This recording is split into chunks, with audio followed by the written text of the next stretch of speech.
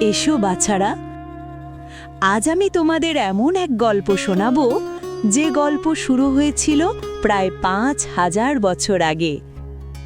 দিদা, তখন কি আমাদের মতো ঘর ছিল? ঘর ছিল মাটির, দরজা ছিল কাঠের, আর আকাশ ছিল ভগবানের খুব কাছের। সেই সময় মথুরা নামে এক নগর ছিল। সেখানে রাজা কংস ছিল, ভয়ঙ্কর আর অহংকারী। একদিন আকাশবাণী শোনা গেল, হে কংস, দেবকীর অষ্টম সন্তানই হবে তোমার অন্ত। কংস ভয়ে কাঁপতে লাগল।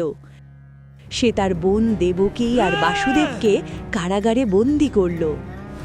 তারপর এক গভীর রাতে কারাগারে আলো জ্বলে উঠল।